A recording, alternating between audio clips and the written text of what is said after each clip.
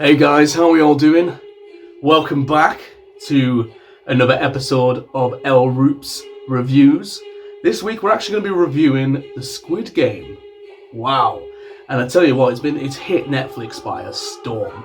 I know from the media outlets it says that Netflix has made close to £1 billion off this series. Like, it's massive. I gotta tell you, it's been the hype is real. Like, before I watched this, I was literally like, why is this Korean film so hyped?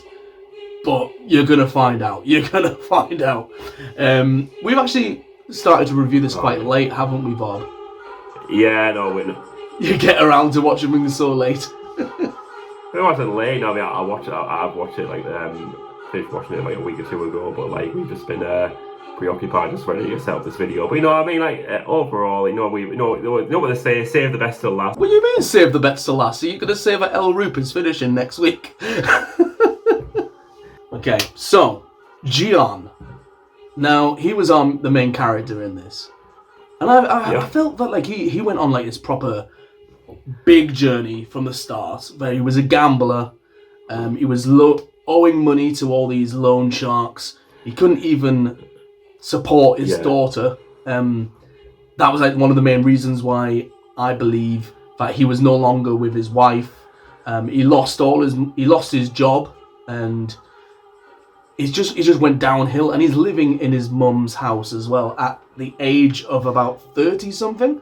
I do think though a lot of it comes from like a lot of PTSD he suffered because remember he had those like flashing images where he was like the riot was going on in like the car factory that he used to work at, and a lot of the rioting, like, you know, when like his wife said that you weren't even there when our daughter was born. He said like, oh, well, a guy was dying in front of me, you know what I mean, what you expect, you know what I mean, and like, you know, at least, you know, you sort of survived. I saw people die in front of me. So I think a lot of it comes from like, a lot of it was like what he suffered in the past.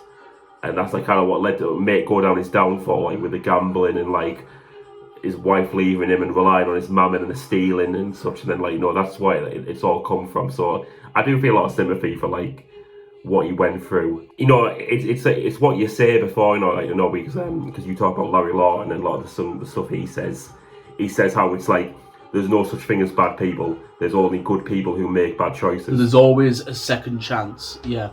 And he's presented with this new chance by this guy in a suit inside the train station where he has to pay the Tadachi, and it's like, you can win money and I'll slap you in the face.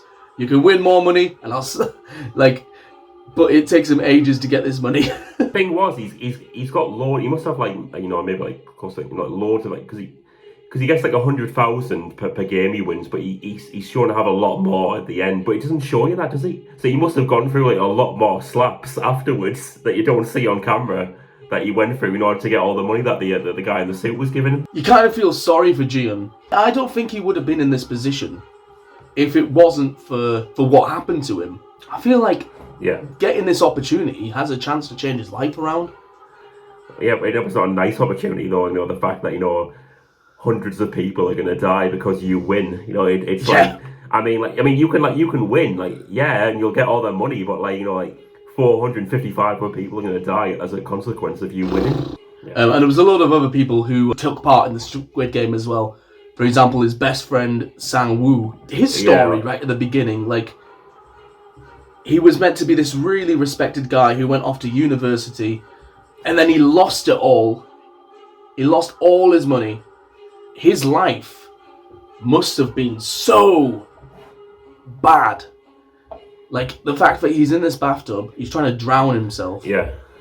And then he obviously gets the invitation put through his door. It resonates because, like, the guys who run the Squid Game, they said that he was like $1 billion in debt. But he told Jiyeon that he was $6 billion in debt. So he's like 6 times more than like what even the Squid Game guys think. Yeah. And like, like 6 billion, that's like, was it like 45.6 billion won, like the total prize game, total prize money for the Squid Game is close to 28 million. So like, you know, like 5 of that, like, divide that by 9, that's like that's crazy numbers. He might be like 3 million in debt or something, like 3 or 4 million in debt. That's mental. Mental. And then you had also Ali, who was a immigrant over from Pakistan, and he goes over to Korea, and he's not been paid for 6 months. Imagine doing work for 6 months and not being paid a single penny from your boss.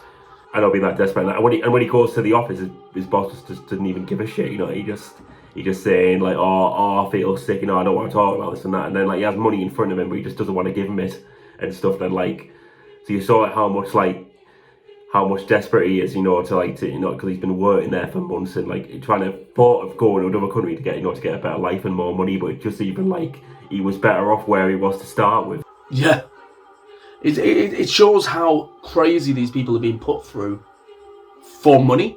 Like it shows that money does make the world go round. Like people say, oh, it doesn't make the world go round. It does. Everyone has like a different reason as to why they're going into this Squid Game. But what's it all linked to? It's all linked to money and debt. There must be a huge reason as to why you want to go there. Because this money is going to give you happiness. That's what everybody thinks, that money is going to give you happiness. It might not be the happiness as much, but it's a lot to do with like it'll solve their problems, because like all the contestants are all in how much debt they are in, but if they get the money, then they won't be in debt and they won't be like haggled off like loan sharks or the banks or a lot of insurance companies which are like, exploiting their situation. And to win this money, they must go through a series of 7 games. The first game, right? Now this, honestly, I would say this is one of my favourite games, the first one. Red light, green light. I'm glad I made you watch it the second time in Korean, because it's a lot more menacing. It's a lot more like, you know, it seems a lot more terrifying because it's like a lot more of like an innocent like Korean kid's voice just playing this game. But yet but when they lose the game though, they get shot. So like it's so like you know. Cute and such, but it's so evil at the same time. It really is. And like you see all 456 people in this like arena, and you got this really tall model that's turning round at the other end. It says the rules are simple. You move when it says green light, and then you stop when it says red light.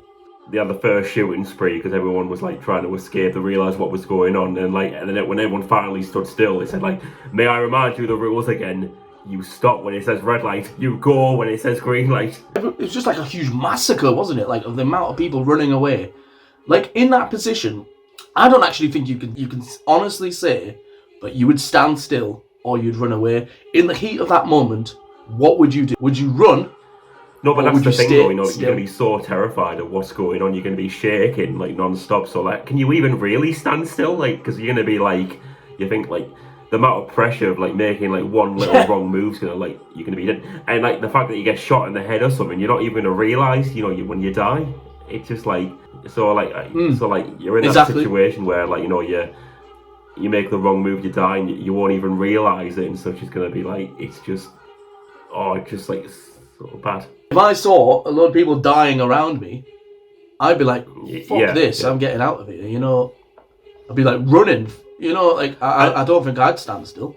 It'd take a lot of guts to stand still. Start with Ilnam, it's, you know, how like, when everyone was like, you know, like scared to go forward, he was like, walking forward, just smiling away, just laughing, thinking like, I'm having the time of my life, just playing like a kid's game again. I'm being like reliving my youth. You think you're like this innocent little old man, but you know, but could he be like once you find out later in the series and like but I loved at the start of the game because like when he was like laughing away, just running forward, because I think like you absolute mad lad. That's what I loved about him. So honestly, like the coolest part of that whole game as well is when you see the head man with a whiskey and he's just playing "Fly Me to the Moon. Let me play among the stars."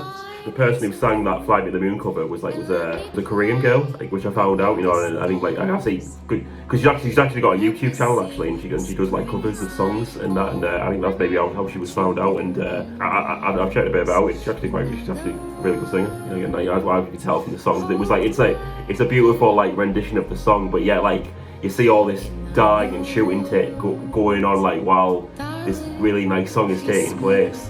So like it's kind of that balance between like something really good and really bad at the same time. That game, for me, I'm not going to say it was my favourite. It set the bar for the entire series. You ended episode 1 and you were like, I have to watch the rest now. Yeah, the first game was absolutely amazing, but the second game, like, it toned it down a little bit from what I felt. But it still had that intensity. It started off with a decision of an umbrella, a square, a star, and a circle.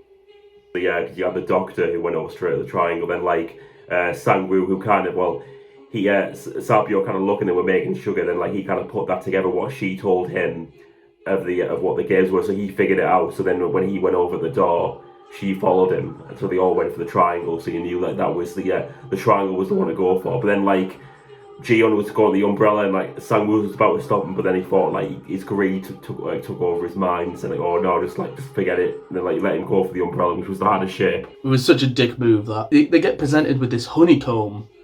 That's just how the hell are you going to do that? Like, for me, arts and crafts has not been a good thing. I think I would not survive the Squid Game at all. Maybe so you get the honeycomb game and then you'd get knocked out. But what? I just want to say, like, what shape would you go for? In the I mean, fair enough. Like, you know, the triangle. If I didn't know anything about it, I would have gone probably triangle. Really? Because it is an easy. Right. Yeah, it's an easy shape. Like for me, from seeing stuff on the PlayStation and stuff, I would have gone triangle. Well, I'd probably go for star. What would you have gone? Because I like the star is like a good symbol. So like. Oh, because you're a superstar. You're a superstar. But I'm saying like for the easiest one. I mean, like because people went for the triangle, which was the easiest shape. It was easy enough to get out. But I was thinking about it, and like with the circle, you can just chip away. You don't even need the needle. You like, I know how Ali did it. He chipped away from the side until so he didn't have to use the thing where it accidentally chips it. Yeah. He just chips away easily from the side, taking it off with his finger, and then until there's a circle left. So I think is the circle easier than the triangle? But they were the two easiest shapes. I would say the circle and the umbrella were the hardest. Yeah, I think the circle was the hardest. I mean, yeah, I mean, have you ever tried to draw a perfect circle? Yeah, well, it's not about drawing it. It's just because everything's on the side. You just. But when you're peeling it away as well, it'll chip into the circle. But if you get your fingers really close together, you don't have to it won't go far too much. Like if you do it with a knife, though, there's a risk like a big crack can form, and eventually you'll have to take pieces away in order for the triangle to be left over. But then with a circle, you don't have to use the needle or anything. You just have to chip away at the side until using your fingers, and you'll be very precise because you can keep your fingers close together. So would the circle be easier? Yeah, honestly, I think the triangle for me is the easiest. It is the easiest. Like there was no skill to that one, I would say. But even myself, I don't reckon I'd be able to break the triangle. I've never actually seen how hard this would be. This might be for a YouTube short, to be fair. I might actually get a bit of honeycomb and give it a try. I hope at some point in Tesco's or something, they're going to sell those honeycomb with the shapes in, so we can just try it for ourselves and we'll make a good. It was a tough task, and I don't do well under pressure. I turn around and lie in an interview or something and say, oh, I work well under pressure. But I've worked in McDonald's, that was very pressurizing. And working in hospitality, very, very difficult. Hopefully you probably won't see this video then. When it comes to working under pressure and having a guy standing in front of you with a gun, if you make one small movement wrong, you're gone. Yeah. Like that, they must be under incredible amount of pressure.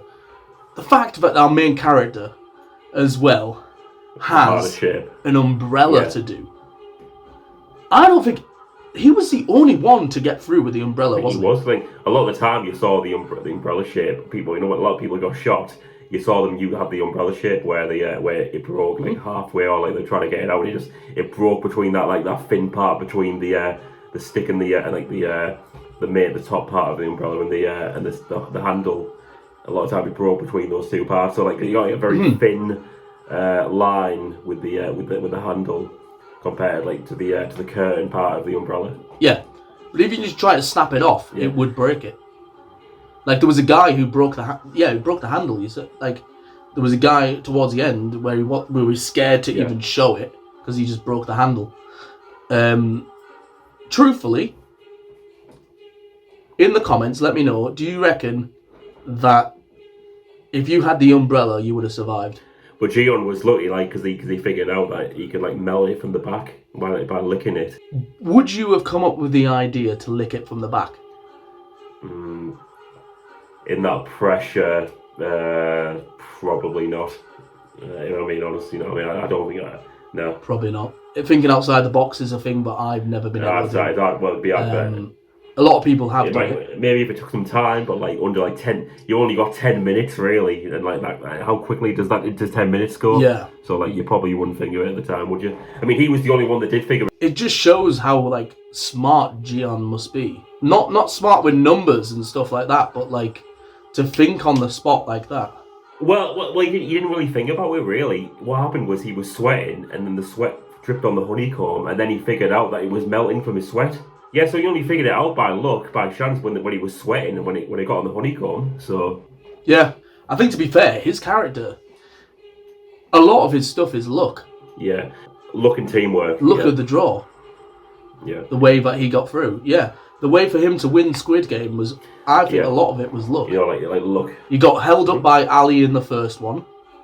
Second one was the drips. Third one, which was tug of war. He had someone who knew how to play tug of war. Fourth one wasn't luck, I don't think. No, I think it was. I think it was. Like, I think it was because he became his friends and that. So he let him get through. So yeah, let him take it. Gangnam buddies. Oh, and then fifth one as well. The whole glass one where he's right at the back. Yeah, because he was ready to take the first place, but then the guy went up to him and said, "Oh, can I take the first place instead?" So then, like, that was luck where like where the guy went up to him and like so he went for the back, and then the sixth game, like he was ready to give up until Sang-woo was waiting I want to get into it later into this review, but you know what I mean, yeah. Yeah. But he was very lucky. Very lucky stuff. And yeah, I don't think I would have got through the honeycomb game. I don't reckon I would have done it. Maybe if I got a triangle, I would have got through. So moving on to the third game then. So the third game, now this was one where everyone was asking for males to be in it, because obviously the doctor found out that what the game was, and it was a game of tug of war. He told Doc Sue, he told him that what the game was. So then he started saying, "Oh, we need to get all men. We need to go all like big men you can find in the game." And then they kicked out Min Yao from it because she was a woman, because she couldn't help with the team's like strength. So yeah, it makes it. For me, this was my favourite game. I love tug of war. I love playing tug of war as well. Yeah, good times. When I was younger, and we were never good at it. Like we were good at it, but we didn't have the techniques that they'd had in Squid Game. But literally, it was more of a sports day thing. Yeah. I really enjoyed it though. We used to play it all the time, but when you see that the whole arena as well, with the tug of war being on these huge beams, and you can fall down and you'll just die. Like, it made it so good, and the fact that the main character with Sang-woo and Ali and all them didn't have a team that was full of men, it made you feel like shit. He could actually they had a team lose of this one. They had 3 women and an old guy, and so there was only 6 men in there too, who could which were and you think you need so I think half their team is was at a disadvantage. But then I loved it when they were going up in the lift, and then Il-nam was saying tug of war is not just about strength, it's about strategy. I mean, I used to play it back in the day, and and even when they had athletes and wrestlers on the team, we still on their team, on the opposing team, we still won And then you have to go through all the strategy of how to win. Oh, the strategies were amazing. Like the whole lean back, right at the beginning, the whole lean back, and I was like, and I could understand that. You're getting a proper strong base. You've got one person on with their foot on the inside, and then on the other side you've got somebody else with their other foot on the inside one. And you got them on like each member's going at a different side, holding the rope, and you've got to like hold the rope up against your armpit, you know, while you're talking at the start. And then it causes the other team to like keep pulling and wear themselves out. Yeah. But then you're watching it and you're kind of like, right, okay, they can't do this forever. So then they start pulling, and you're like, oh shit. Because you just see the other team start getting themselves back together. Yeah. But then Sang-woo desperately just says, oh my god, we need to now do something totally different. And that's another thing, thinking out the box. That's what these people had in that moment. I mean, like when like, you know, you're about to like go to the cliff edge to your death, and he thought like, just like jump forward a few steps, that, you know, they all just like for them to lose their balance, and then you had like me now saying, I'm not doing it, that's crazy, and say like, do you want to die? We don't have another choice, just do it. And then like. Yeah, when you're faced with death, then I love that cliffhanger when they go those steps forward and they just go to the credits, and that's when we left it. When I watched it for the first time round the house. I had seen Squid Game before VARBESS, and I came home to watch when I was watching it round my stepdad's, and he had to go home.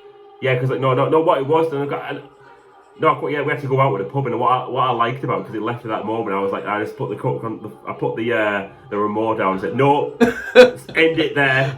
I'm gonna watch it another time. I want to leave it on that cliffhanger. Like you were gonna check it, and I was just like, no, we have to leave this here. And you were like, all right, I agree. No, we have to leave it at that. I have to leave it at that moment just so I can have that suspense for the next time I watch it. But then it was brilliant. It's brilliant. And the fact that these people who were at such a disadvantage actually managed to win was crazy. I found it like I know there's plot armor around the main characters and stuff, but at the time when you're watching it, you think, you know, he might not actually win this. It had you gripped. It really had you gripped when you watched it. I watched it the first time, and I was like, he could actually lose here. I know you thought, even like when they left it on that suspense. But again, like, you know, the plot armor, but it's all told from their perspectives. So what about all the other like characters, the other contestants? Like you don't see their perspectives, and they all lose. So like it's only because the main like drive is focused on like, well, Ji-yeon's perspective, and then you have like it comes to maybe like Sang-woo and Ali and such when like thereafter, and then like you never see Yeonam's perspective except when he met up with Ji-yeon, but then that comes into it later on. Yeah. Oh, and then this next game breaks my heart, mate. I watched it again recently. That was definitely the most like emotional. Yeah. Yeah. So the fourth game. Now the fourth game literally was a game of marbles, but there wasn't actually a set game you had to do within this game. It was all down to the player's choice. The only rule was you couldn't use violence in order to get the other partner's marbles. That was the only rule. And the whole thing, right at the beginning of the game, even before the game, was like, people were like, "Oh, I'm going to team up with this person." A guy even teamed up with his own wife. I know yeah. And that was the hardest thing. Like, you didn't even see that. You didn't even see like the two of them in like when they were doing their game. You only saw it like when you saw him like afterwards, when he's like on his bed like staring at the ground, realizing what just happened. You don't even see like their game. So like that's like that point would have been the hardest. That would have been the most heartbreaking moment, wouldn't it? But with this game, you got to see a lot more of the characters' backstories. Like for example, Soy Byuk, where she's having this conversation with this other lady from South Korea, and she's from North Korea, having this whole conversation that she doesn't want to play it because she wants to live this half hour. She wants to live the full half hour, so she doesn't want to play until the final minute because it makes you feel like if you've got half an hour to live, if you're not gonna want to throw that away. Where it's like stress or like just thinking like, you know, you got to like try and like knock someone out. If you only got half an hour left, you want it to be like heartfelt, where you want to like get into, you know, when it's talk about like, you know, what you did in the past or what you wanted to do, and that was like the hardest part when they were talking about their futures, where Ji Young said to Sabu, she said oh well, why don't we go to this island together? And then she realised, oh no, we can't do that. Realise you can't. Yeah. One of us has to go. Yeah. And that was the sad thing, is that you're talking to someone for half an hour, but you realise after that half an hour is over, what was the point in talking to this person for half an hour? And I tell you what, that definitely developed a lot of like for Sabu's character, because like, you know, like throughout beforehand she was like very much, I don't trust people, I don't care about other people and such. But when she was like talking to her, and then like afterwards, you probably felt the emotion come out of her, and it kind of showed she really is like a good person, and like, you know, she does care for people. She was. The bit I remember from this the most was the old man and Ji Young, and the old man going around saying, "Oh, I recognize this place from when I was younger," and he's like, "Oh, old man, we only have 30 minutes to play." What you're doing? Just playing the game so we can like just like sort this out. And he's like, I don't want to play that game. That's for babies. You know what I mean? Like just walking around, just like he's like trolling him, just like walking around saying, then like, and he's like. But it's funny because he was pretending to have dementia, wasn't he? It was like. That's not a funny thing to pretend to do, but like, it was strange to see because he was doing this, and you at the same time you were like, why is he doing this? And you actually fully believed that it was his brain tumor that was doing this to him. I know that, and you could see the frustration from Ji Young as well. No, but like, he was like taking advantage first because he was saying like when they were playing like the odd even game, and he was even though like the old guy was winning, and he was lying. He was lying in order for him to get them out, and it was probably like, even though he was like lying in order to win, it was breaking his heart doing it, because like you could see like the emotion he was holding back, and then like at the end where he says like when he's got all but one marbles, and he said like, oh, why don't we just do as an all for nothing, like where I've got one marble and you've got 19, why don't we just put it all at stake and whoever wins gets. And he's like, no, that's ridiculous. What are you talking about? Why would I do that? Because like Ji Young said, how is that fair at all? And then like Ilnam says to him, oh, isn't that what you've been doing this whole time, playing fair? And then like realised that he was just pretending to use his dementia to like, you know, to like, but he just wanted to see what he would do, and like then like he just like realised like, oh shit, you know what I mean? I've just like, he knew the whole time. And by that point, I actually, a lot of times in films, I get very engrossed. But not all the time would I cry. I didn't actually cry. I wouldn't say I cried. I had a few tears come down, and I was like, oh my god, they've got rid of the old man. I know when the old man still like gave him all the marbles, and then like when Ji Young just like started crying and like gave him a hug and that, then I didn't cry, but I was getting like teary eyed. I was getting like, my eyes were watering watching that, because it was like the raw emotion of someone like he's only known for so long, but like how much like he's become, like how much he did care for him and such, and like how ashamed he felt as well for cheating him, for taking this away. Taking advantage. And then afterwards, it was really symbolic when like he told him his name, but then like he walked forward and then when the wall covered over Ilnam, and you heard a gunshot. But then it was like really emotional. But was there another reason to why that happened? And then like, oh yes, yeah, he didn't die, but. We'll talk about that in the next video as well. But the other thing, what happened in this, oh my god, I felt so bad for Ali. Sam Wong and Ali playing the game together, and it was very much like Ali had never played this game in his life, and someone's like, how can you do this? You must be cheating. Beginner's luck isn't a thing, you know. The Sangwoo was like, he's like desperate in order to win. You're in that mood, you go on lunch and like you just don't care about anything else, but you just know you'll just do what you can in order to survive and win. Which I don't blame him, you know what I mean? I bet that's what people would do in that situation as well. But but at the expense of someone who like who you've kind of grown to and that.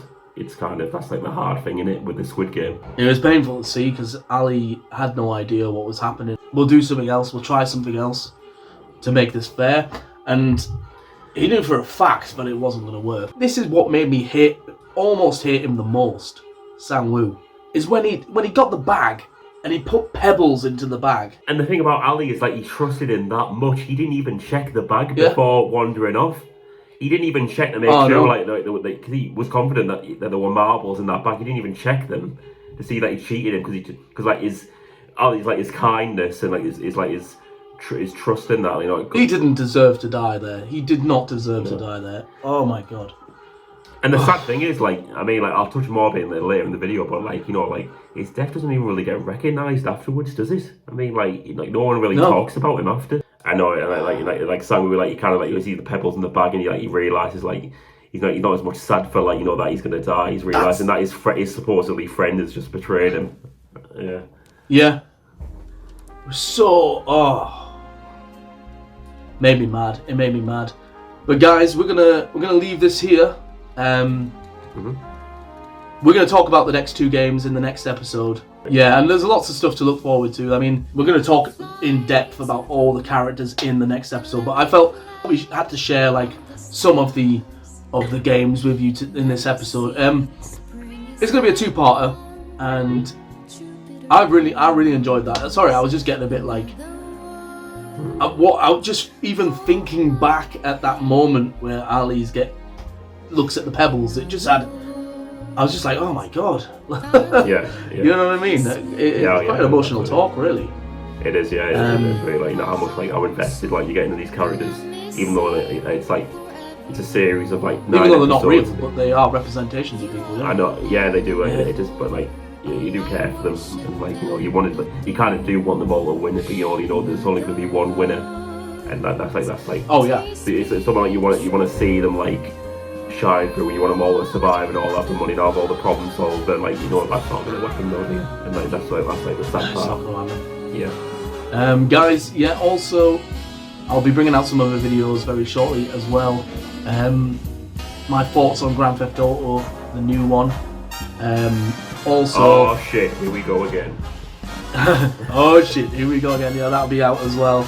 I will be streaming as well eventually, but we're having a stream break from now until January because it's been very unpredictable of when the internet connection can work here on site where I work.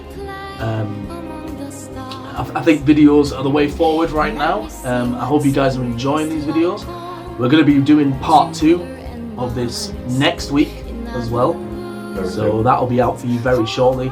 And also we're going to be doing more Star Wars talk videos as well. Because we still have to do the second part of the Revenge of the Sith and then all the rest of them. But I'm happy that you've enjoyed yourselves and have a great time. And have you enjoyed it, Bob? I have. It's good to get back to doing videos again, like we used to. I mean, we had a bit of a hiatus, and we went to the gym and stuff and that, and we never carried on doing videos and stuff. I'm glad we can get back to what we were doing before. So it's good to it is very good. It's good to be back. It's nice to be back in front of the camera and talking about this stuff. But yeah, next week, Squid Game Part 2. And we'll talk about the finale of Squid Game and all the characters as well, and in a lot more depth as well. So enjoy. Don't forget to like, comment and subscribe. Also turn that notification bell on, and we'll see you in the next one. Goodbye.